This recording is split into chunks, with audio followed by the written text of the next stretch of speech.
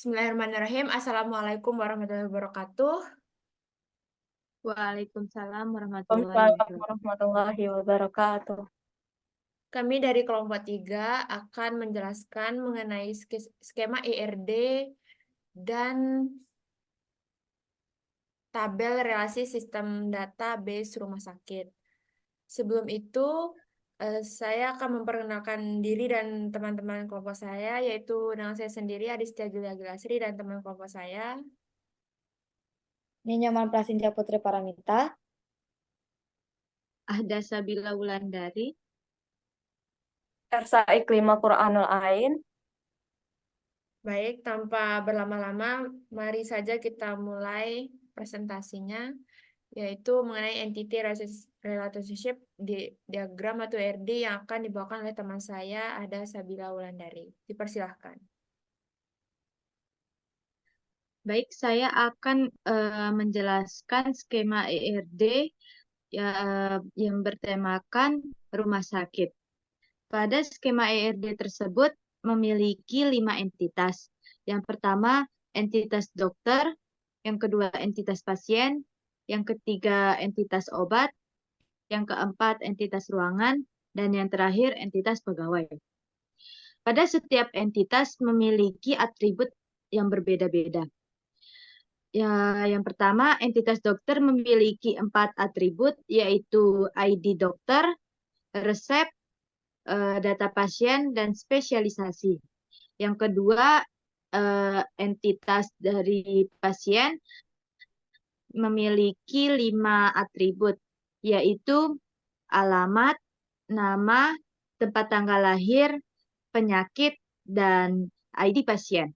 Yang ketiga, entitas obat memiliki 4 jenis obat yang memiliki 4 atribut. Memiliki 4 atribut, yaitu jenis obat, nama, dosis, dan ID obat. Yang keempat, entitas ruangan memiliki 3 atribut, yaitu ID ruangan, nama, dan gedung. Yang kelima, entitas pegawai memiliki 5 atribut, yaitu nama, job desk atau tugas, tempat tanggal lahir, alamat, dan ID pegawai. Selanjutnya akan dijelaskan oleh teman saya, Adistia Juli Agil Asri. Baik, terima kasih ada Sabila. Dari IRD yang telah dijelaskan oleh teman saya, di sini kami mengidentifikasi relasi-relasi yang terjadi antar entity atau entitas yang disimbolkan dengan belah ketupat.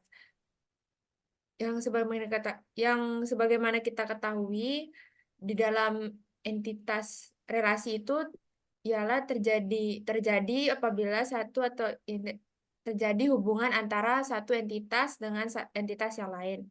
Dalam relasi terdapat derajat relasi yang menjelaskan jumlah entitas dalam satu hubungan.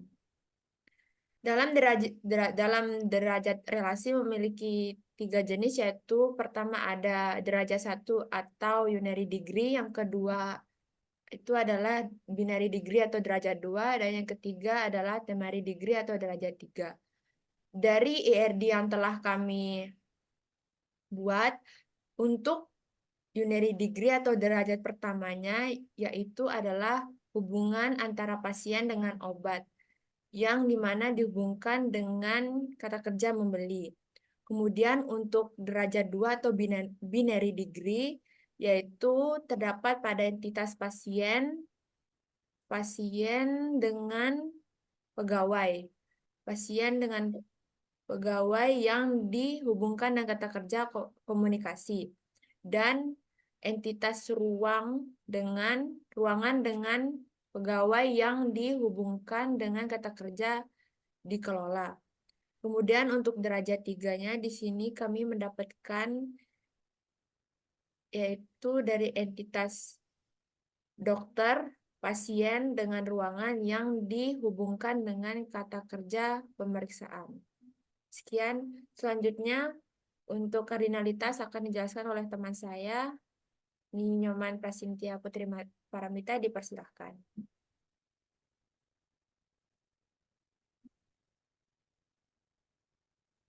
Baik, terima kasih Adis. Jadi saya akan menjelaskan apa itu kardinalitas. Kardinalitas itu sendiri adalah penggambaran hubungan atau keterikatan satu entitas dengan entitas lain. Macam-macam entitas itu yaitu ada 3, yaitu one to one, macam-macam kardinalitas itu ada 3, yaitu ada kardinalitas one to one, kardinalitas one to many, dan kardinalitas many to many. Di mana kardinalitas one to one itu sendiri memiliki pengertian di mana satu baris di entitas A hanya dapat berhubungan tepat satu baris di entitas B. Begitu pula sebaliknya. Kemudian untuk kardinalitas one to many artinya satu baris di entitas A hanya dapat berhubungan dengan banyak baris di entitas B. Namun banyak baris di entitas B hanya dapat berhubungan satu baris pada entitas A. Kemudian kardinalitas yang ketiga yaitu kardinalitas many to many, artinya banyak baris di entitas A dapat berhubungan dengan banyak baris di entitas B. Begitu pula sebaliknya. Berdasarkan sistem base database rumah sakit, kardinalitas atau tabel relasinya yaitu berdasarkan di sini ada entitas dokter dengan ruangan mendapatkan kardinalitas yaitu one to one, artinya satu dokter dapat memiliki satu ruangan. Kemudian entitas dokter dengan entitas obat memiliki kardinalitas one to many, di mana satu dokter dapat meresepkan banyak obat. Kemudian entitas dokter dengan entitas pasien itu memiliki kardinalitas one to many, di mana satu dokter dapat menangani banyak pasien. Kemudian untuk entitas ruangan dengan entitas pasien itu memiliki kardinalitas many to many, di mana banyak ruangan diisi oleh banyak pasien. Kemudian untuk entitas obat itu berhubungan dengan entitas pasien memiliki hubungan kardinalitas one to many, di mana satu pasien atau satu obat satu pasien dapat membeli banyak obat. Kemudian ada entitas pegawai dengan entitas ruangan itu memiliki hubungan one to many, di mana satu pegawai dapat menangani banyak ruangan. Kemudian ada entitas pegawai dengan entitas pasien, di mana satu pegawai dapat menangani banyak pasien. Sekian yang dapat saya sampaikan.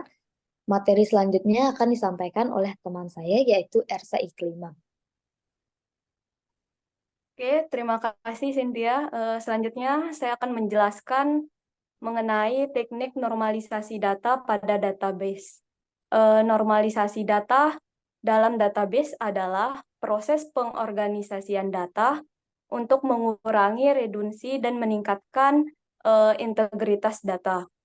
Tujuan utama dari normalisasi data adalah untuk membuat setiap tabel dalam database memiliki struktur yang logis dan efisien. Proses ini dilakukan dengan memecahkan tabel besar menjadi tabel-tabel yang kecil dan menghubungkannya melalui relasi yang tepat. Pada contoh kali ini, kami mengambil tema sistem database pada rumah sakit. Pada rumah sakit, kami mengambil 5 entitas. Pada setiap entitas terdapat ID-nya masing-masing. ID ini berguna untuk memudahkan kita untuk membuat tabel normalisasinya. Slide selanjutnya. Di sini kami telah membuat tabel pemeriksaan sebagai tabel normalisasinya.